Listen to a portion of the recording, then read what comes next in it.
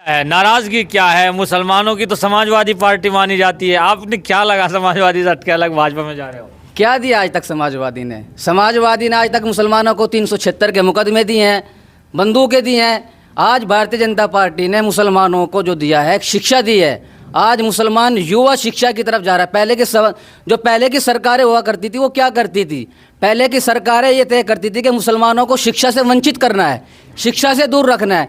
लेकिन आज भारतीय जनता पार्टी की सरकार आदरणीय प्रधानमंत्री जी के नेतृत्व में ये तय करती है कि आज की डेट में मुसलमान को एक हाथ में कुरान शरीफ देना है, दूसरे हाथ में लैपटॉप देना है और इस मुसलमान को देश के भविष्य के साथ जोड़ने का काम करना है। तो बताइए हम किसको वोट करेंगे? हम शिक्षा को वोट करेंगे। तो इस हिसाब से जिस तरीके से भारतीय जनता पार्टी की सरकार ने मुसलमानों को इस इलाके में तकरीबन 2,500-3 हज़ार मकान मुसलमानों को दिए हैं, किस बेस पे दिए हैं? ये थोड़ा ही ना कहा उनको भाई मुसलमान इनको मकान नहीं देंगे। सबका साथ सबका विकास के नारे को लेकर के सबको एक धारा के साथ जोड़ करके सबका काम कर रहे हैं। तो हम लोग तो उसको वोट करेंगे ना जो हमारा काम करेगा। जिसने हमारा काम ही नहीं किया, या जो चौधरी परिवार यहाँ रहता है, क्या किया इसने आज तक मुसलमानों के लिए? आज तक कोई कॉलेज दिया? चौधरी परिवार इकरा हसन का, जो नाहिद हसन का परिवार है, क्या किया इसने आज तक? बताओ, कोई एक आदमी बता दो भाई किसने कोई इंटर कॉलेज दिया हो, कोई शिक्षा के लिए मुसलमानों के लिए काम करा हो, रोजगार के लिए काम करा हो। इनकी सरकारें रही हैं, बताओ क्या करा इन्होंने? आज तक कुछ भी तो नहीं दिया मुसलमानों को। सिर्फ जो दिए 376 के मुकदमे दिए हैं वो याद झेलते जा रहा है। आज बता दो कोई आदमी नाइंसाफ़ी किसी के साथ हो रही है, किसी की हिम्मत है कोई मुसलमानों के साथ ज्यादती कर देगा, चाहे कोई समाजवादी का पार्टी का नेता हो, चाहे कोई दूसरा नेता हो, आज कोई नाजायज़ किसी के ऊपर 376 नहीं लगा सकता है। आज भारतीय जनता पार्टी की सरकार है, ये निष्पक्ष तरीके से और इंसाफ देने के लिए काम करती है। क्या लग रहा है समाजवादी ने क्या शिक्षा से वंचित रखा मुसलमानों को? सबको रखा है जी। बताओ किसको दिया आज तक? जितने हमारे युवा हैं बेरोजगार सारे गलियों में घूमते हैं। मेरे गांव की एक घटना है, मेरे गांव में 3 रुपए के दिलबाग के लिए गोली चला दी थी। मेरे 3 रुपए के दिलबाग के ऊपर 3 रुपए के दिलबाग के लिए गोली चला दी। ऐसा ही है भैया? ऐसा ही है भाई जी, ऐसा ही है। हाँ ऐसा ही है। मतलब क्या मामला था पूरा? बस मामला क्या है, समाजवादी के लोग जो है परिवारवादी लोग हैं, तो ये चाहते नहीं किसी का भला हो और मुस्लिम विरोधी है ये लोग। मुसलमानों का सबसे ज़्यादा अगर बुरा किसी ने किया है वो समाजवादी पार्टी है। अब आज़म खान जेलों के अंदर है। अब जैसे नाहिद हसन यहाँ से जो उनकी बहन इकरा हसन चुनाव लड़ रही है, अब नाहिद हसन के लिए कितनी आवाज़ें उठाई अखिलेश ने, बताओ। ये परिवारवादी लोग हैं। अब की बार समाजवादी की सिर्फ 2 सीट निकलने जा रही है, अगर वो भी निकल गई तो। मतलब ये कह रहे हैं कि नाहिद हसन के परिवार ने भी तो कुछ नहीं दिया? किसी ने कुछ नहीं दिया। समाजवादी पार्टी जो है मुस्लिम विरोधी है, ये मुसलमानों के हक़ में कुछ नहीं कर सकती। 2013 का दंगा बताओ किसकी सरकार में हुआ? अखिलेश की सरकार में हुआ। तो समाजवादी पार्टी का सुपड़ा साफ हो गया। अब की बार पश्चिम उत्तर प्रदेश से बिल्कुल जड़ो। कह रहे हैं कि युवा तो इकरा हसन जो है डबल इंजन के साथ आ रही है। डबल इंजन कहाँ से? सिंगल इंजन ही है। इनके पास तो पेट्रोल ही नहीं है, इंजन ख़त्म हो चुका है। इनकी जो है गड्डी जो है सर्विस मांग रही है, उसको सर्विस चाहिए। बाबा बुलडोजर की सर्विस चाहिए उनको। अब उनको जो है जेलों के अंदर डाला जाए, उनकी सर्विस होनी चाहिए। समाजवादी पार्टी के ऊपर, अखिलेश के ऊपर रेड होनी चाहिए। अब तक इन्होंने अपनी सरकार में कितने बुरे काम किए हैं, अगर ईडी की जांच उस पर पड़ेगी तो सारा खुलकर सामने आ जाएगा मसला। कह रहे हैं कि इकरा हसन की वजह से जो है कि हसन परिवार की बेटी है, उनको वोट देना चाहिए मुसलमानों को। ये क्या मामला है, पूरा समझाइए। तो मुसलमानों को क्यों वोट देना चाहिए बताओ? मुसलमान तो और भी है ना, उनको ही क्यों देना चाहिए? क्या उन्होंने मुसलमानों के लिए किया है? कोई एक काम बता दीजिए आप मुझे, क्या उन्होंने मुसलमानों के लिए किया है? काम नहीं किया? बताओ क्या किया है, आप बताइए। उसकी माँ MP रह चुकी 2 मरतबा। सिर्फ बताओ क्या किया उन्होंने मुसलमानों के लिए? सिर्फ और सिर्फ जो है 2-4 जो है प्यार के बोल दिए और बात ख़त्म। बोलने से कुछ नहीं होता, करने से होता है। करण हसन मुकाबले में है या नहीं है? मेरा तो ये मानना है कि मुकाबला तो है ही नहीं कहीं से कहीं लोग। अब की बार तो उनको बैठ जाना चाहिए और राजनीति छोड़ देनी चाहिए। जब आप लोगों को राजनीति करनी है तो क्षेत्र में आप लोग दिखाई नहीं देते, फ़ोन लोगों के आप उठाते नहीं हो, तो इस राजनीति करने से फ़ायदा क्या है? अगर मैं खुद अपनी ही बताऊं, मैंने एक बार ऐसे ही जो है फ़ोन इकरा हसन को लगाया था और एक मैसेज भी छोड़ा। उस मैसेज का मुझे आज तक भी जवाब नहीं मिला। मैंने व्हाट्सएप पे एक बार इकरा हसन को तकरीबन 3-4 महीने पहले एक मैसेज छोड़ा था, लेकिन उस मैसेज का आज तक मुझे जवाब तक भी रिप्लाई भी नहीं मिला। अब जो आदमी यहाँ दावेदारी सांसद की ठोक रहा है, वो एक आदमी के जवाब को रिप्लाई भी देना अच्छा नहीं समझता, वो कैसे जीत जाएगा भाई? आदमी तो उसको वोट करेगा जो आदमी का एक फ़ोन भी उठाएगा और काम भी करेगा। 3 महीने पहले मैसेज किया? बिल्कुल किया है मैंने नहीं, मैंने किया था। आप उनके फ़ोन में अगर डाटा पड़ोगे निकलवा करके देख लेना, लेकिन जवाब ही नहीं आया। अब बताओ क्या करें। दोस्तों, मैं शहजाद बदरी, आप देख रहे हैं सोशल जस्टिस नेटवर्क। आज हमारी 2024 की इलेक्शन की यात्रा गढ़ी दौलत में पहुंची है। अगर गढ़ी दौलत की बात की जाए जनसंख्या के मामले में तो यहाँ बहुत बड़ा गांव माना जाता है और ये अपने आप में शामली विधानसभा का ये मान के चलिए पहले नंबर का शायद ये गांव होगा। लेकिन अभी मुस्लिम कम्युनिटी की अगर बात की जाए, समाजवादी पार्टी से इकरा हसन को टिकट की दावेदारी सौंपी गई है और अब मुस्लिम कम्युनिटी क्या उनके साथ है या नहीं, या फिर सांसद प्रदीप चौधरी को कितना सपोर्ट कर रही है, तमाम सवालात जानने के लिए हम यहाँ मुनीर जी और इधर अजीम भाई और ये तमाम अन्य लोग, चौधरी लोग हैं, युवा हैं और बड़े बुज़ुर्ग भी लोग हमारे साथ तमाम समाज से जुड़े हैं। अच्छा, सबसे पहले तो हम ये जान लेते हैं, शामली विधानसभा का गढ़ी दौलत बड़ा गांव माना जाता है, कितनी जनसंख्या यहाँ की है? सबसे पहले तो शहजाद भाई, मैं आपका अपने गांव में आने पर बहुत बहुत शुक्रिया अदा करता हूं। आप अपना कीमती समय लेकर हमारे बीच आए। दूसरी बात, आपने सवाल किया गांव गढ़ी दौलत की जनसंख्या को लेकर के। ये शामली का एक मुस्लिम आबादी वाला बहुत बड़ी जनसंख्या वाला गांव है। इसके अंदर 5 पंचायतें लगती हैं। 5 गांव में एक सरपंच बनता है। बहुत बड़ी जो है आबादी इस इलाके में रहती है। इस बार जितनी भी मुस्लिम आबादी यहाँ पर रहती हैं वो लोग भारतीय जनता पार्टी को वोट करने जा रही है, क्योंकि इस बार भारतीय जनता पार्टी ने जो मुस्लिम समाज के लिए किया है और सबके साथ का जो नारा दिया है, सबका साथ सबका विकास और सबका विश्वास और सबका प्रयास वाला जो नारा है, उसको लेकर के जो भारतीय जनता पार्टी काम कर रही है, तो उसके लिए हम लोग अब की बार भारतीय जनता पार्टी को वोट करने जा रहे हैं। अब की बार ना यहाँ कोई साइकिल चलने वाली है, ना कोई दूसरा चलने वाला है। अब की बार सब लोग भारतीय जनता पार्टी को वोट करने जा रहे हैं। क्या वजह से होता है? जैसे जी, ये कह रहे हैं, आपके बड़े खास आदमी है, ये कह रहे हैं कि बोलने से कुछ नहीं होता। वाकई ऐसा है कि सांसद प्रदीप चौधरी का मुकाबला मजबूत होने वाला है या वैसे ही कोई कैंडिडेट ही नहीं सामने है? मुझे तो लगता नहीं जी कोई इस तरह का कोई कैंडिडेट भी सामने हो। इस बार तो बहुमत के साथ एक तरफी जीत प्रदीप चौधरी जी की होने जा रही है। यहाँ तो कोई लाइन में ही नहीं मुझे नजर आ रहा है। अब की बार तो मैदान छोड़ के घर बैठने वाले हैं। अब की बार इनको नहीं, जनता कबूल करने वाली नहीं है किसी भी कीमत पे। कह रहे हैं कि मोदी जी के बोल पे हमें विश्वास नहीं, राहुल गांधी जी कह रहे हैं। क्या लगता है, राहुल गांधी जी पैदल यात्रा कर रहे हैं तो भविष्य में कुछ उनको मिलने वाला है या नहीं मिलने वाला है? कुछ नहीं मिलने वाला। पैदल यात्रा करने से क्या मिलेगा? 60 साल तक सरकार चलाई, क्या दिया इन्होंने? जब देने का टाइम था जब देते। अब पैदल यात्रा करने से क्या देना है? अब तो जो कुछ हो रहा है उसको देखते जाओ। जो मोदी जी कर रहे हैं ना, मोदी की गारंटी चलने वाली है। राहुल की कोई कुछ नहीं चलने वाला। राहुल युवा हैं, गोड्डे मजबूत कर चुके हैं, पूरे मुल्क में घूम चुके, आप कह रहे कुछ नहीं मिलने वाला? कहाँ से युवा रहे कि 60 साल की उम्र हो रही उनकी। अब कहाँ युवा रह रहा है? अब तो उनको आराम करना चाहिए। जो युवाओं को आगे बढ़ाना चाहिए। अब तो उनको आराम करने की उम्र है। बस आराम करके अपने देखते जाओ, मोदी की गारंटी को देखते जाओ। मोदी किस तरह आज विश्व, पूरे दुनिया में हिंदुस्तान विश्व गुरु बनने जा रहा है। हमारा टारगेट है 2047 तक हिंदुस्तान को विश्व गुरु बनाएंगे। पूरी दुनिया में हिंदुस्तान की जयकार के नारे लग रहे हैं, मोदी के जय के नारे लग रहे हैं। क्यों? दुनिया को नज़र आ रहा है कि हिंदुस्तान को जो नेतृत्व मिला, बहुत अच्छा नेतृत्व मिला है। तो इस बार मोदी सरकार आएगी और मोदी की गारंटी चलेगी। जी, मोदी की गारंटी, मोदी का परिवार, क्या मामला है? इकरा को छोड़ के क्यों मोदी के परिवार में जा रहे हो? मोदी के परिवार में इसलिए जा रहे हैं जी, मोदी ने विकास करा, हिंदुस्तान को जो है एक नंबर पे ला कर दिखा दिया है और हिंदुस्तान में काम हो रहे हैं। रोडों का मामले देख लो, जिधर निकल जाओ रोड इतने अच्छी तरीके से बना दिए हैं, हर आदमी ये देखता है वो वाकई मोदी जी ने विकास करके दिखाया है। रोड पे अगर कहीं 2 घंटे लगते थे तो आज आधे घंटे में जो अपना रास्ता तय कर लेता है। तो ये मोदी जी का विकास है और विकास कर रहे हैं, तो इसलिए जो है मोदी जी को पसंद कर रहे हैं, मोदी जी के परिवार के साथ हमें। जी, क्या लग रहा है? मोदी जी का परिवार कह रहे हैं, मोदी जी ने एक नारा लगाया कि मोदी का परिवार, क्या मुस्लिम भी मोदी का परिवार बनने जा रहा है? आज जिस तरह से हमारे राज्य के अंदर भारतीय जनता पार्टी ने जो विकास का काम, कार्य करने का जो काम किया है, उससे आज जो है मुस्लिम समाज भी जो है संतुष्ट है। और जितना काम रोड का जो काम आज जो है सबसे बेहतर जो किया है भारतीय जनता पार्टी ने किया है। आज हमारे जी खास करके हमारे ज़िले के अंदर जो रोड की जो इतनी बदतर और खस्ताहाल जो रोडों की थी, आज वो मैं और आप सब देख रहे हैं। क्या लग रहा है, क्या इकरा हसन का परिवार यहाँ से आता था, राजनीति तौर पर बड़े सत्ता में भी रही, मजबूत पकड़ रही है, क्या इधर विकास की एजुकेशन पर कोई काम नहीं हुआ?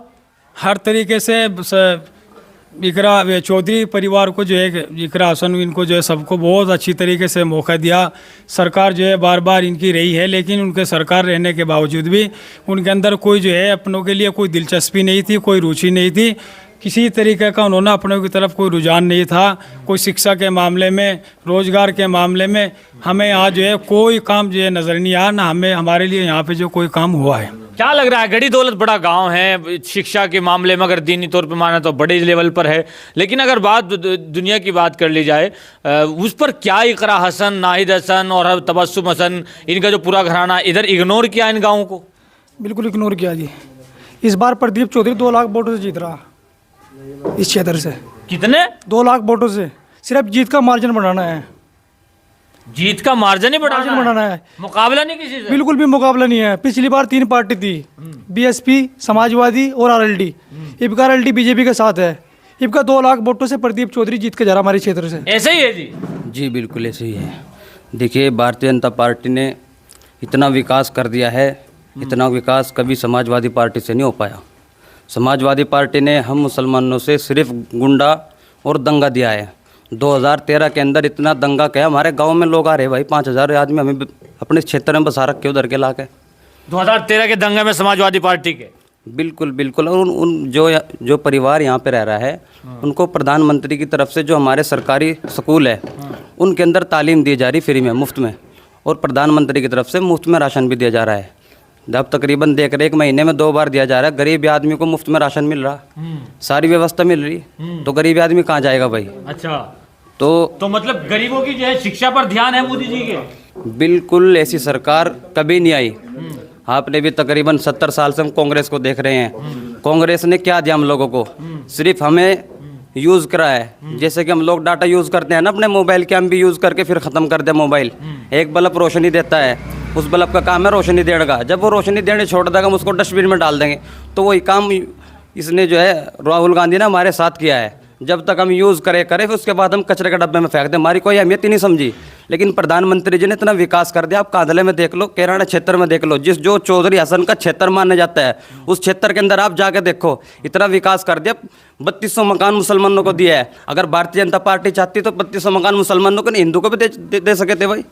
तो इसलिए ये विकास किया है। यहाँ पे गरीबी आदमी इनसे जुड़ रहा है। कैराना क्षेत्र के अंदर आपकी इतनी हिम्मत नहीं थी, आप यहाँ से शाम के 5 बजे 4 बजे जा सके।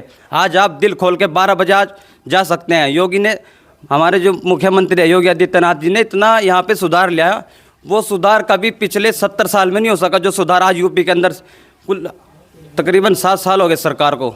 7 साल में हमारे माननीय योगी आदित्यनाथ ने तो सुधार लिया है। क्या लग रहा है, अब तो मुस्लिम कम्युनिटी भी आपके साथ जुड़ रही है? ये तो सब कुदरत की वो है, सब दिन है। मोदी जी को क्या सांसद प्रदीप चौधरी अच्छे सांसद अच्छे मार्जिन से जीत पाएंगे नहीं जीत पाएंगे? मुकाबला होगा या नहीं होगा? बढ़िया जीतेंगे, ये ऐसी बात नहीं है जी। एक सवाल ये है कि जो है सांसद प्रदीप चौधरी कितनी वोट से यहाँ जीत दर्ज करेंगे? मेरा मानना तो यह है जी, प्रदीप चौधरी जी इस बार 2.5 लाख वोटों से जीतने जा रहे हैं। अच्छा, 2.5 लाख वोटों से जीतकर अपनी जो है, अब देखो टक्कर तो है नहीं, मार्जिन हमें तय करना है। 2.5 लाख वोटों से मेरा मानना है कि जीतने जा रहे हैं मुसलमान। अब भारी संख्या में भारतीय जनता पार्टी को, माननीय प्रदीप चौधरी जी को वोट करने जा रहा है, क्योंकि उन्होंने काम किया है। काम के बेस पर ही लोग वोट करेंगे। अब वो वोट जो है चेहरा देख के नहीं किया जाएगा कि भाई ये उस परिवार का आदमी है इसको वोट दे, तो नहीं। जिसने काम किया है, जिसका हक है, उसको मिलना चाहिए और मिलेगा। सुनिश्चित हमने निश्चित किया है कि मिलेगा। अपने गाँव से हम भारी मात्रा में, भारी संख्या में पार्टी को वोट करेंगे। तो क्या लग रहा है, मुस्लिम वाला बड़ा जो है गांव माना जाता है, आबादी वाला, तो कितना मार्जिन में जो है वोट यहाँ पर जा सकते हैं?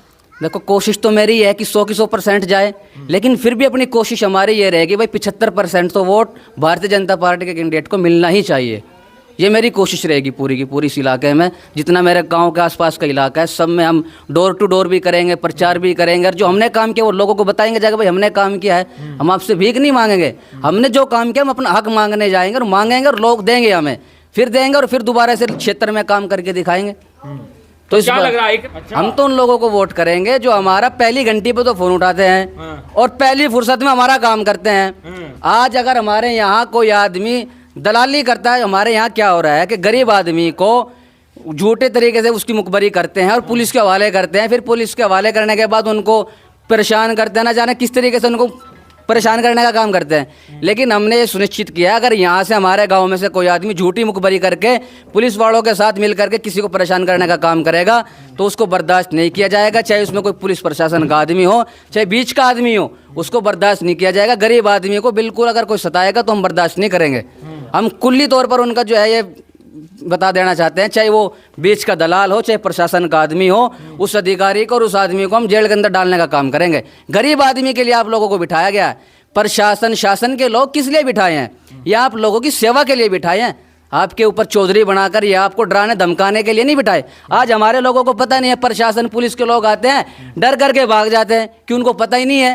अरे भाई, पुलिस आपकी सेवा के लिए है, आपको डराने धमकाने के लिए नहीं है। उनको अधिकार नहीं है कि वो आपको आके मारे। सबसे पहले अधिकार, अगर कोई प्रशासन का आदमी आपके पास आता है तो उससे पूछिए कि आप क्यों हमारे पास आए हैं, क्या अधिकार है आपको, किस लिए, किसने हमारी कंप्लेंट की, क्या उसका प्रूफ है। वो सारी चीज़ पूछने का आप लोगों का है।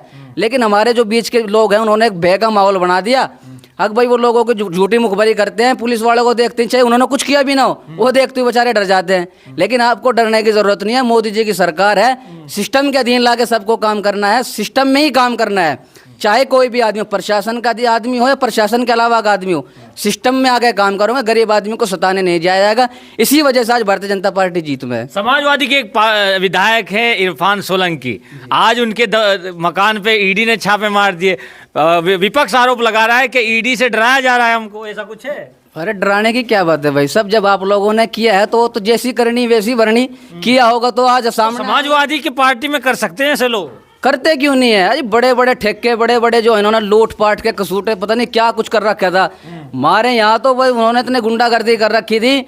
आप छोटा सा आदमी भी गुंडा थाने में जाकर छत्ती तान का खड़ा हो जाता, भाई मैं समाजवादी का आदमी हूँ, अब पता नहीं क्या करके जाएगा। जितनी गुंडागर्दी कर रखी थी, आज हिम्मत है किसी की जाके देख लो ना। गलत किसी के साथ होने देंगे नहीं, गुंडागर्दी किसी की चलने देंगे नहीं। करके देखो, आज हिम्मत है तो किसी में, तो ये गुंडागर्दी नहीं चलेगी, बिल्कुल भी नहीं चलेगी। बदमाश आदमी, आज बदमाश होने तो दूर की बात, यूं कह के दिखाओ मैं बदमाश हूँ, हिम्मत है किसी में कह देगा? एक बार कह के दिखाओ कि मैं बदमाश हूँ, आगे फिर सुनिश्चित सरकार करेगा, वो बदमाशी दिखावेगा। यहाँ बदमाशों का खात्मा करना है, बदमाशों को बढ़ावा नहीं देना है। हम लोग बदमाशों को बगल में नहीं बिठाते, हम तो सामने लाकर उनका इंसाफ करते हैं। गरीब आदमी पे सरकार चलाएगी, जो सरकार की योजनाएं हैं उनको देना है, गुंडागर्दी और बदमाशी नहीं देनी है। आज भारतीय जनता पार्टी काम कर रही है, लोगों के लिए काम कर रही है, लोग वोट कर रहे हैं। कह रहे हैं कि समाजवादी पार्टी में जो है गैस सिलेंडर महंगा हो गया और इधर तेल महंगा हो गया, दाल महंगी हो गई, ये क्या मामला है? समाजवादी पार्टी की सरकार की बात कर रहे हैं आप? नहीं, यहाँ बीजेपी सरकार में नहीं, देखो जब देश को आगे बढ़ाते हैं, ये सारी चीज़ें मूलभूत चीज़ें होती हैं, समय समय के हिसाब से बढ़ती हैं। मान लिया आज गैस महंगा हुआ है तो दिहाड़ी भी तो बढ़ गई है ना भाई। आप लोग अगर दिहाड़ी करते हैं, पहले 200-300 रुपये की दिहाड़ी करते हैं, 400-500 रुपये की दिहाड़ी करते हैं, ये भी तो आपको देखना पड़ेगा। सारी चीज़ के समय के हिसाब से बढ़ती जाती है। पहले चीनी कम रेट में आती थी, आज चीनी का मूल बढ़ गया तो आज गन्ना का भी रेट बढ़ गया है। तो सारी चीज़ें समय के अधीन होती है और बढ़ती जाती है। तो मतलब जो आप मान रहे हैं कि मजदूरी भी बढ़ी है? बिल्कुल बढ़ी है। मजदूर तो मिलने मुश्किल हो जाएंगे, वैसे भी तो किसानों के लिए वैसे भी मुश्किल ही हो रहे हैं। मजदूरी इतनी हो गई है आज की डेट में, मजदूरी के लिए तो आदमी बहुत, मजदूर तो अब भी नहीं मिलते हैं, इतनी मजदूरी हो गई है। आदमी इस चीज़ को तो देखते भाई महंगाई बढ़ गई, महंगाई से पहले ये भी तो देखना चाहिए आपकी मजदूरी बढ़ रही, बल्ले बल्ले बल्ले हो रही मजदूरों की। तो मजदूरों के तो नखरे सड़क ऊपर जा रहे हैं, आप देखने को भी नहीं मिलते आपको, इतनी मजदूरी हो रही इनकी, नखरे करें। एक सवाल है, चौधरी परिवार आरोप लगा रहा है गोंगो से, इंदर सेन वगैरह कि मतलब क्या है कि एक ही परिवार से बार बार टिकट क्यों हो रहा है? अगर कोई नया चेहरा आता है, जैसे इकरा हसन नया चेहरा है, तो उस पर आरोप ये लग रहा है कि एक ही घर से टिकट क्यों मिलते हैं? समाजवादी पार्टी एक ही घर से क्यों फोकस करती है? हम भी बहुत पुराने हैं, तो क्या लग रहा है कि आपस की फूट के चलते बीजेपी क्या फ़ायदा उठा सकती है या नहीं उठा सकती है? समाजवादी परिवारवाद पार्टी है, यहाँ तो दादालाई मामला है। जिसका दादा एमपी, उसका बेटा एमपी, उसका पोता एमपी, फिर नीचे तो भाई दादालाई काम करते हैं। इनको किसी के मेहनत से कोई लेना देना नहीं है, न इस बात पर काम करते हैं। आज भारतीय जनता पार्टी ने ऐसे काम किया है कि नीचे बैठे हुए आदमी को, नीचे के लेवल के आदमी को मुख्यमंत्री बना दिया, प्रधानमंत्री बना दिया, राज्यपाल बना दिया। उसी की बना पर आज लोग भारतीय जनता पार्टी के साथ जुड़ रहे हैं, क्योंकि यहाँ परिवारवाद नहीं है, यहाँ आदमी की मेहनत की वजह से फल मिलता है। भाई इस आदमी ने मेहनत करी, इसका हकदार है, इसको मिलना चाहिए। लेकिन यहाँ तो परिवारवाद है, एक ही परिवार को बढ़ावा देते हैं, इसी के कारण इनके अंदर फूट पड़ी है और इस फूट का फायदा हमें मिलने जा रहा है। भारी बहुमत से हम जो लोग जीत सुनिश्चित करने जा रहे हैं। क्या लग रहा है 400 पार का जो नारा है मोदी जी का, कितना सच साबित हो सकता है? 100% 100%। 100 की 100? 100%। 400 पार बहुत बैठता है। कोई बात नहीं, आप देख लेना। अभी तो ऐसा क्या जादू की छड़ी है बीजेपी के पास? नहीं, जादू की छड़ी नहीं, उन्होंने जो किया है उसका मेहनत जो की है उसका बदला उनको मिल रहा है। अच्छा, अब उनको यकीन है और जनता भी उनके साथ है। भाई अगर हम कुछ करेंगे तभी हम ये कह सकते हैं, अगर हम कुछ करेंगे नहीं तो फिर कैसे कह सकते हैं? आप समाजवादी को देख लीजिए, वो भी कहते थे लेकिन उनकी लुडिया डूब चुकी क्योंकि उन्होंने कुछ किया ही नहीं। तो सुपड़ा साफ हो गया उनका। बीजेपी के 5 काम गिनवा सकते हैं आप, या 3 काम में से जो अच्छे हैं? बीजेपी के सारे ही काम अच्छे हैं, आप ये बताओ बुरा काम क्या है? कह रहे हैं सिलेंडर महंगा हो गया और तेल महंगा हो गया।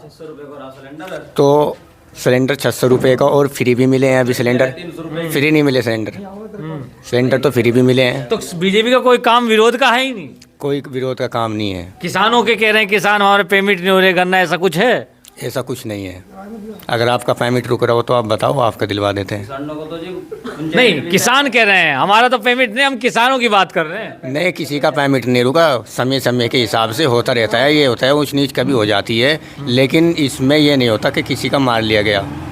अभी जो है किसानों को देख लीजिए आप, किसान पश्चिमी यूपी में जितने भी किसान हैं सब बीजेपी की तरफ चले गए। जयंत चौधरी बीजेपी की तरफ चले गए, तो अब बीजेपी फ़ायदा कर रही है, तभी तो किसान बीजेपी की तरफ आए हैं। अब कुछ 1-2 किसान जो है जो बिकाऊ हैं, समाजवादी के चमचे वगैरह, तो वे ऐसा कह रहे होंगे, आपसे कहा होगा किसी ने, नहीं तो ऐसा कुछ नहीं है। समाजवादी के चमचे?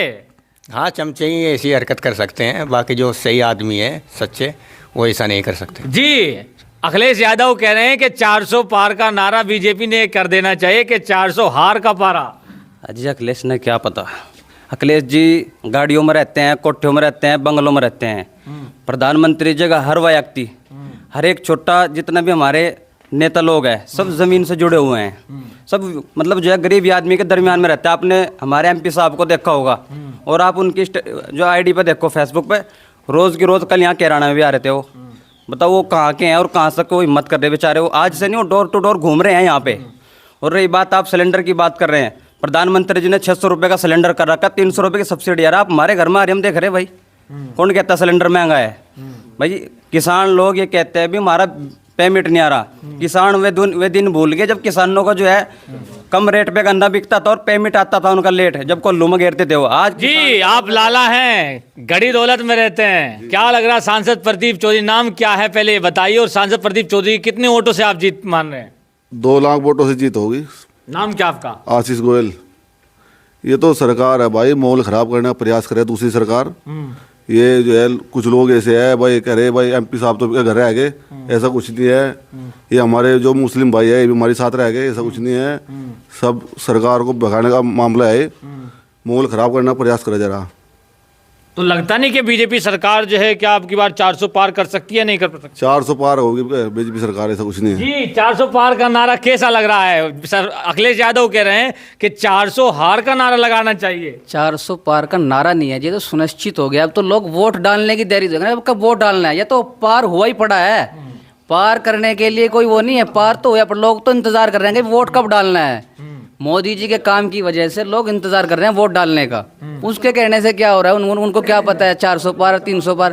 पहले नहीं लोगों ने वोट दिया है क्या? उसके दोबारा हमने लोग काम किया तो लोगों की बार 400 पार क्या 500 पार भी पूछाएंगे? ये तो 400 पार का नारा मोदी जी ने दिया है, नहीं तो 500 पार पूछाने का काम भी करते। आज हम मौजूद थे गांव गढ़ी दौलत में। हमने जानने की कोशिश की कि आखिर मुस्लिम कम्युनिटी और यहाँ पर लाला यानी बनिया और तमाम समाज के कम्युनिटी के यहाँ लोग जुड़े थे, और हमने जानने की कोशिश ये की कि आखिर क्या 2024 के इलेक्शन में सांसद प्रदीप चौधरी कैराना से या फिर बीजेपी कितनी मुसलमान कम्युनिटी में मजबूत है, या सांसद प्रदीप चौधरी का वोट अलग कम्युनिटी के साथ साथ भी क्या मुस्लिम कम्युनिटी में भी वोट बढ़ता जा रहा है या नहीं बढ़ता जा रहा है। इन तमाम सवालों के जवाब हम आपको छोड़ते हैं। कमेंट बॉक्स में अपनी प्रतिक्रिया ज़रूर दें। अगर आपको लगता है कि social justice network NDUP field में जाकर इन तमाम मुद्दों की बात कर रहा है तो हमारे फेसबुक पेज को फॉलो करें, यूट्यूब पर NDUP को ज़रूर सब्सक्राइब करें। Thank you.